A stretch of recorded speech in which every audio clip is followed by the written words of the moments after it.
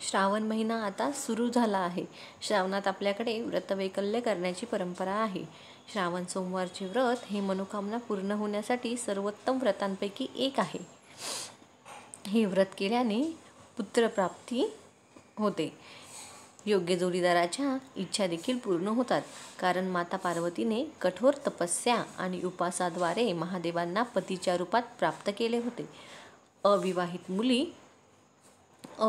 मुली आणि विवाहित महिला विशेषतः सोमवारचा उपवास करतात. पुरुषही आपल्या मनोकामना पूर्ण करण्यासाठी हे व्रत करतात. तुम्हाला श्रावणात करण्याच्या काही पूजा सांगणार आहे. महिलांनी श्रावणात या गोष्टी केल्याने घरातील आर्थिक परिस्थिती सुधारेल आणि तुमच्या पतीला कामात यश मिळेल आणि भरभराट होईल. देवी पार्वतीला हिरव्या बांगड्या अर्पण करा. श्रावण महिन्यात महादेवाच्या पूजेबरोबर स्त्रियांची काही विशेष गोष्टी करावयाच्या, ज्यामुळे देवी पार्वती प्रसन्न होऊन अखंड सौभाग्याचे वरदान देते. श्रावणात विवाहित महिलांनी दररोज हिरव्या बांगड्या घालाव्या. पतीच्या करिअरमध्ये यश मिळवण्यासाठी हिरव्या बांगड्या दान कराव्या. हे दान तुमच्यासाठी खूप भाग्यवान ठरेल. याचसोबत तुम्ही देवी पार्वतीला हिरव्या बांगड्या अर्पण केल्यास तुमच्या पतीला विशेष यश मिळेल. शिवलिंगाला जल अर्पण करा. एका भांड्यात पाणी घ्या आणि त्यात काळे तीळ मिसळा. सकाळी याच पाण्याने स्नान करावे.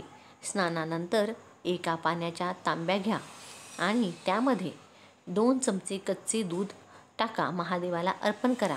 शिवलिंगाला जल अर्पण करताना श्री शिवाय नमस्तुभ्यम या मंत्राचा जप करा.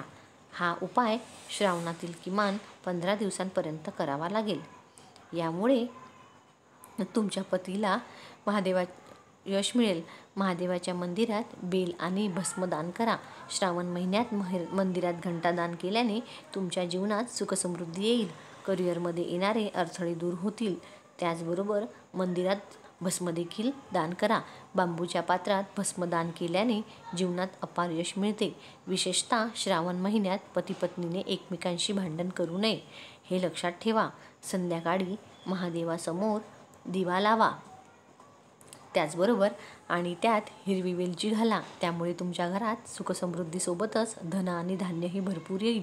शिवमंदिरात भोलेनाथासमोर दीप प्रज्वलित केल्यास त्यांना ब्रह्मलोकाची प्राप्ती होते, असे मानले आहे. याशिवाय जे भाविक रुद्र, गायत्री किंवा शिवपंचाक्षरी मंत्राने पूजा करतात, शिवलिंगाला स्नान घालून पूजा करतात, त्यांना फायदा होतो. यासोबतच दक्षिण भागात ओमाद्वारे विष्णूच्या माध्यमातून ब्रह्मदेवाची पूजा गायत्री मंत्राने करतात.